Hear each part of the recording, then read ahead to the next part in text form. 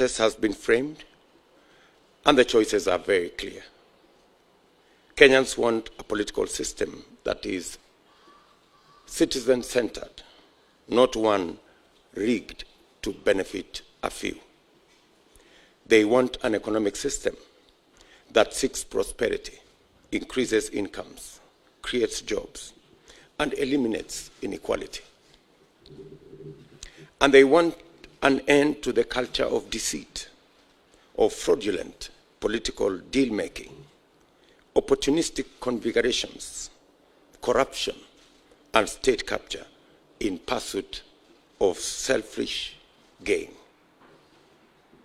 On the ballot is the decision to revive Kenya's economy, complete its democratic transition, and most importantly, the affirmation by the people of Kenya that for the first time since independence, the focus and policies of government will be people-centered and people-driven through the bottom-up economic model.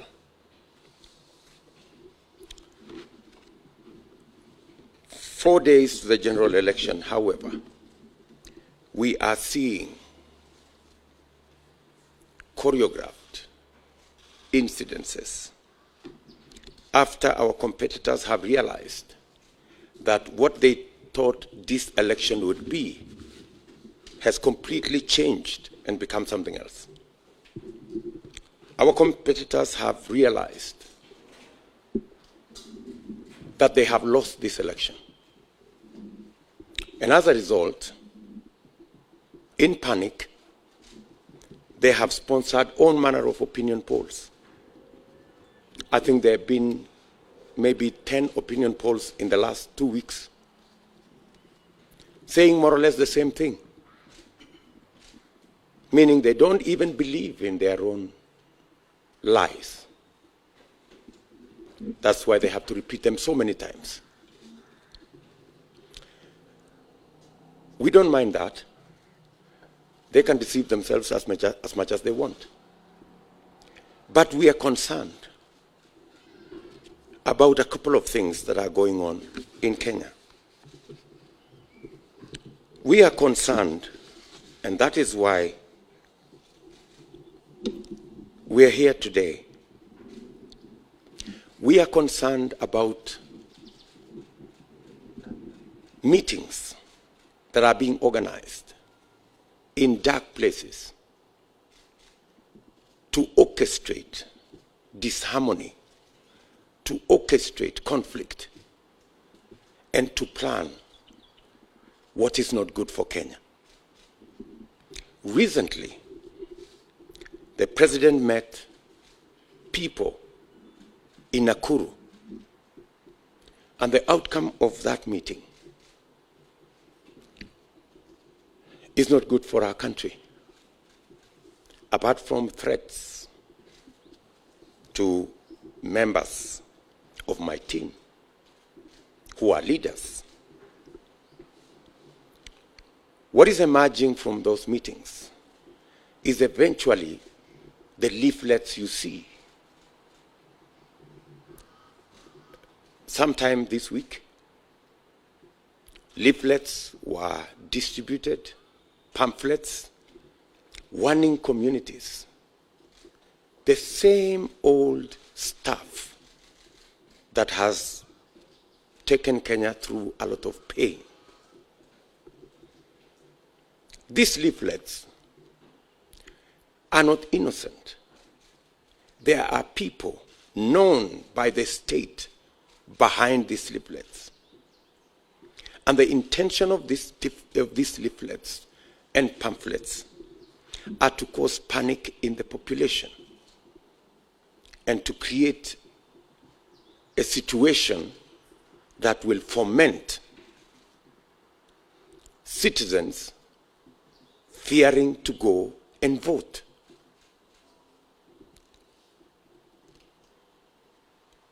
As Kenya Kwanza, we want the Director General of the National Intelligence Service to tell the country what is going on We cannot sit pretty and see the same things that have happened in Kenya happen again. We committed ourselves after 2007 that we will never, ever again go back to the politics of ethnicity and division and violence. But there are people, having realized that they cannot win this election, they want to disrupt this election. They want to cause conflict in this election. And that is why we are calling on every state agency and our friends in the international community to speak to this matter, because it is a matter of concern. The regional commissioner, Maalim Mohammed of Rift Valley, the county commissioners, Samson Ojwang of Trans Nzoia and Stephen Kihara of Uasin Gishu, and Erastus Mbui of Nakuru are part of this scheme. They are the people holding night meetings to orchestrate and to plan conflict among us Kenyans. And unfortunately, the President of Kenya is aware. We are asking His Excellency the President, in his constitutional duty as the President of Kenya, to ensure that the country is safe and to stop these people from planning the evil that they are planning. The President knows them very well. And the President must stop these people from causing conflict among us Kenyans. The same way the President stopped Mr. Kinoti about a year ago when he was planning the same schemes with the post-election violence victims.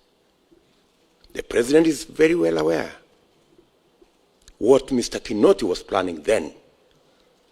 He is very well aware what these people are planning now. Let me also say that this plan is being propagated by certain media houses, Kameme and Inoro FM, and more specifically, Njenga Mungai and Joseph Kuna. They are running narratives around violence and around conflict. These people should be made to answer for what they are doing. The law is very clear on incitement. To make matters worse, Azimio leaders openly and brazenly doctored my speech in Eldoret and posted it on their official timelines, inciting the people in Rift Valley and in Kenya to violence. NCIC has never made a statement. The DCI has never taken any action. And these are not simple statements. That's why we call on every Kenyan and the international community to look at the issues in their proper perspective. When senior leaders in Azimio brazenly incite Kenyans on their official timelines, we want to thank Twitter for pulling down the inciting video posted by Joho on matters violence. The second issue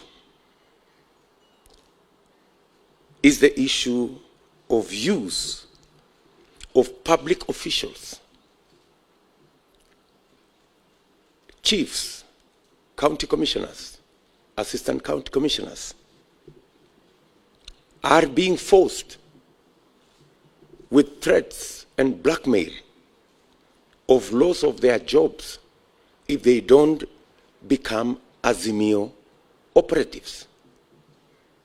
There is nowhere in the Constitution and in the Code of Regulations of Public Service that public servants are required to carry out political activities for any political party.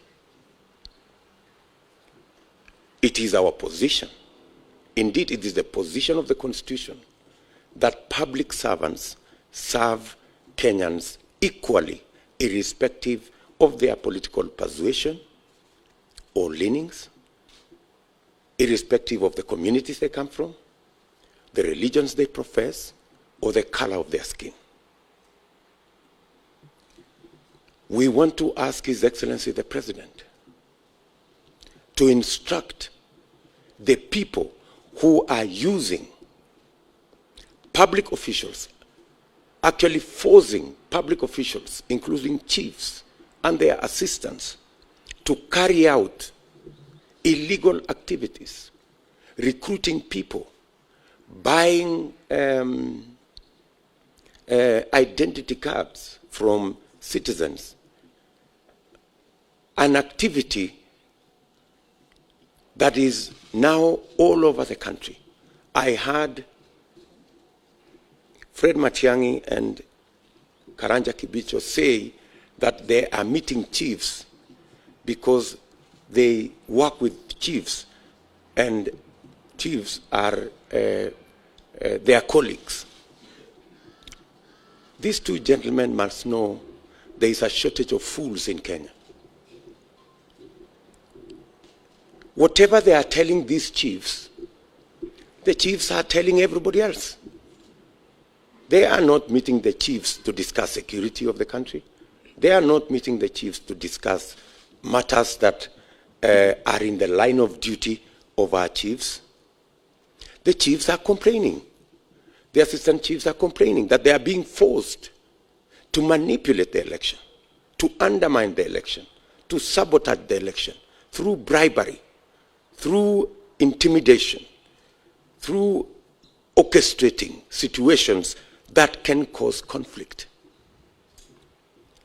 We are asking His Excellency the President to call out these public officials and ask them to stop what they are doing.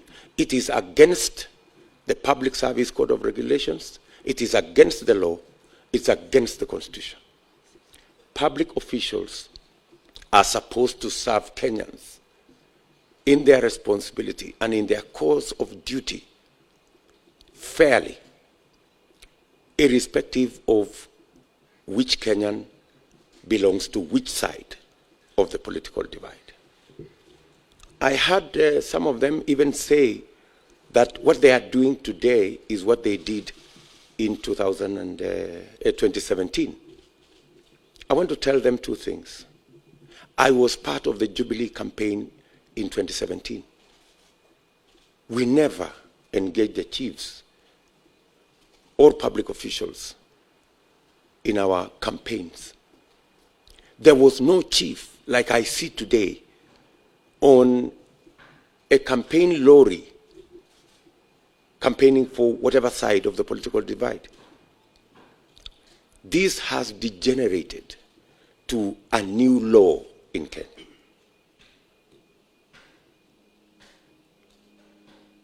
And secondly, two wrongs never add up to a right. Assuming even what they are saying is true. It is wrong. Whether it was done before or whether it was not done before, it is still wrong. So I want to ask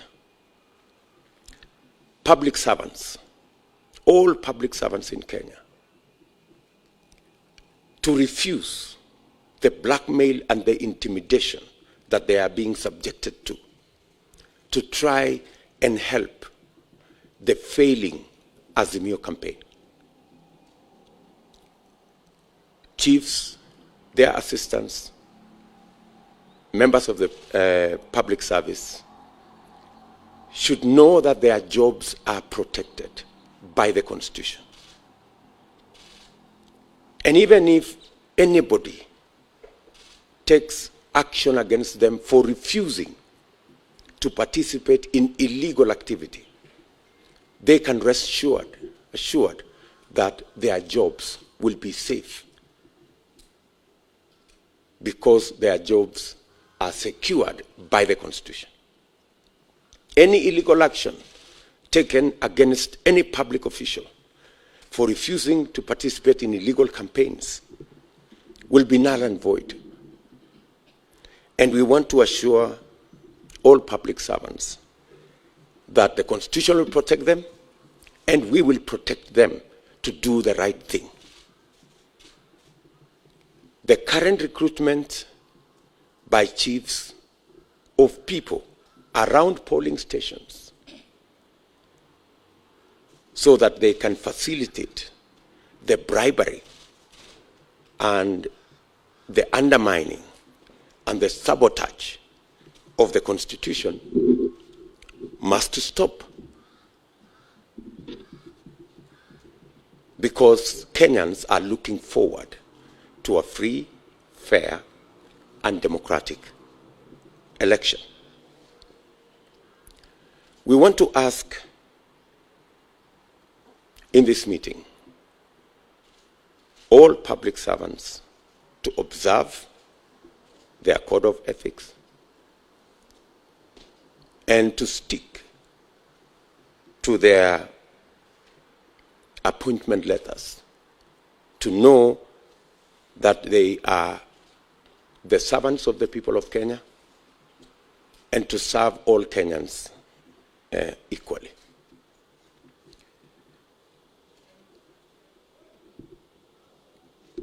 I also want to ask the IEBC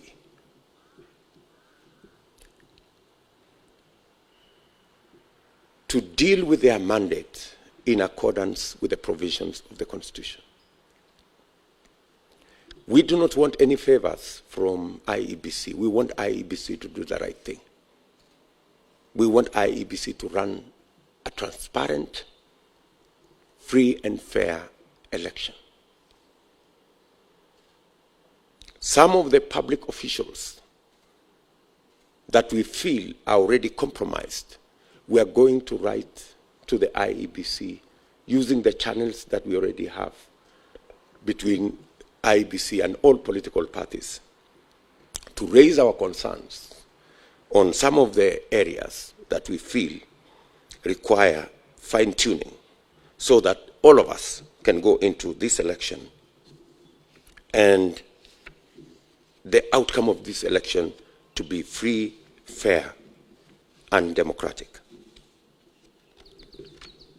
As you are aware, there is an attempt by our competitors to lock us out of venues for meetings.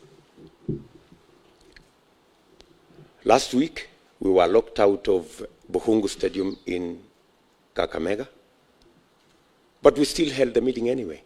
In fact, we held a bigger meeting outside the stadium than we could possibly have held inside the stadium.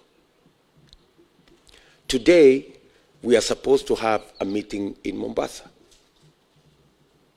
at Tononoka grounds. And in fact, this afternoon at 2 p.m., we will be in Tononoka grounds. Some people are trying to use the police to stop us from having that meeting. This is our final rally in Mombasa. It's a very important rally. And the kind of excuses they are giving us is that the president is in Mombasa. I mean, how ridiculous can that be? I mean, so if the president is in Mombasa, we cannot have a meeting in Tononoka? I mean, surely. So, I mean, these kind of excuses are really ridiculous. Our competitors must understand that it is too late for them to do anything about this election. It is too late, simply too late. It doesn't matter how many opinion polls they do. They can do it every hour if they wish. It doesn't matter how much they try and orchestrate conflict in Kenya. We are very confident the people of Kenya have said no to violence. They have said no to conflict. And we trust the people of Kenya to keep the faith and get to the 9th and determine the future of our country. It doesn't matter how many places they lock us out of. As you are aware, we have paid for Nyayo Stadium on Saturday. We have a contract already signed between us and Nyayo Stadium. They tried to manipulate that contract. The court has said we should have the meeting in Nyayo Stadium.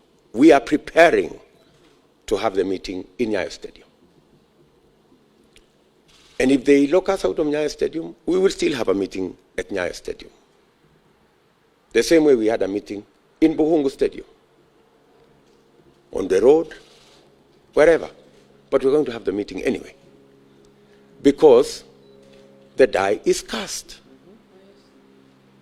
The people of Kenya have made a choice. And the panic we see in Azimio will not help them. All we are asking His Excellency the President, with tremendous respect, is not to allow the country to face unnecessary conflict because the Azimio project has collapsed. It has collapsed, and there is nothing he can do about it. So, we are asking the country to be calm. Despite the games, despite the orchestrated situations around the country, we want to ask Kenyans to be calm. We want to ask Kenya that 9th is just 4 days away. Nobody should be incited against their brother.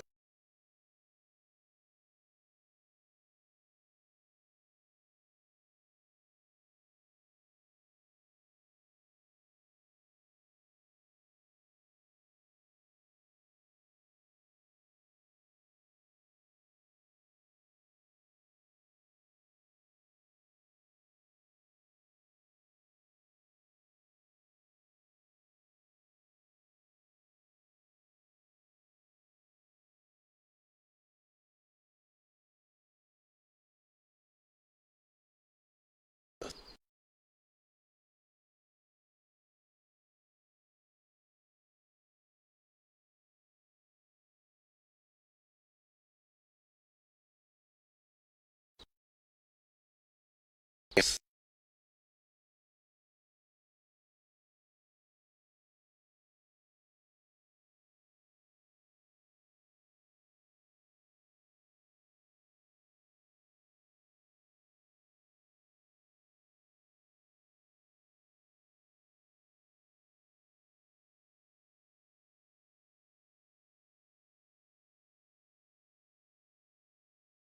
And the CEO of Communication Authority, Mr. Chiloba, to exercise the responsibilities of their offices in accordance with the law. Kenyans do not want to see what happened during the presidential debate, where huge sections of Kenya were subjected to a blackout. They must never be, or they must never be part of any scheme, and I'm talking about Muli and Chiloba. They must never be part of any scheme to switch off either electricity or the internet anywhere in Kenya. It is against the law, it's against the Constitution, it is an act of sabotage, and it is an act that undermines the will of the people of Kenya. Kenyans don't want to vote in the dark. Kenyans don't want this election to be held in darkness or in gray areas or in dark corners. Kenyans want a free, fair, and transparent election. Kenyans want to know what is going on. They want the internet to work. They want lights to be on, so that that's the only way we can guarantee a free, fair, and democratic election. We have chosen to make this statement in this manner because we believe that the issues are weighty, and we do not expect any public official to engage in the kind of things that we are currently seeing. Ladies and gentlemen, I want to say thank you very much for your time, for coming to this press conference. I can take maybe one or two questions just for clarity on the matters that I have raised.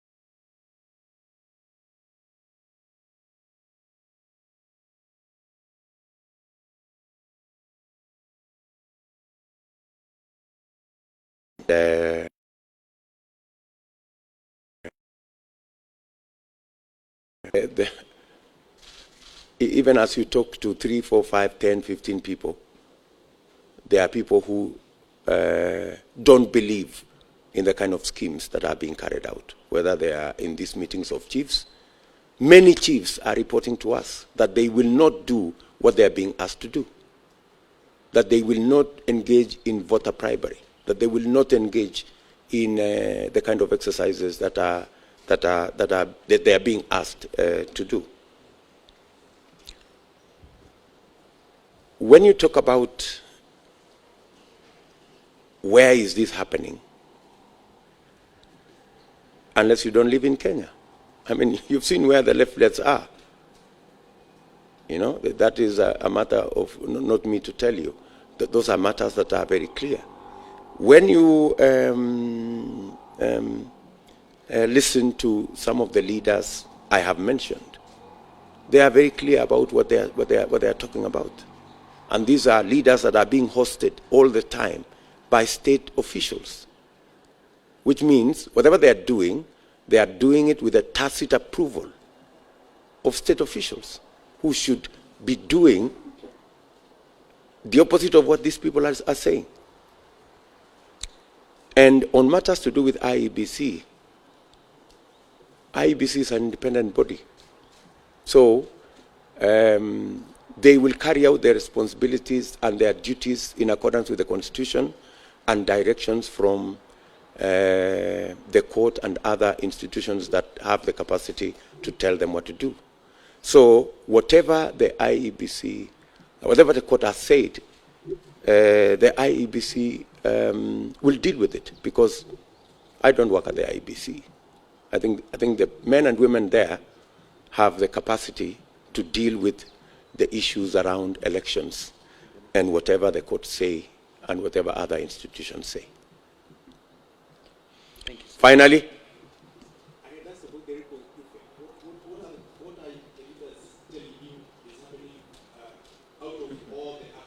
let us not speculate on any matter. I think I was raising these issues so that I bring the attention of the country and the international community so that we can all be vigilant and make sure that nothing untoward happens in Kenya.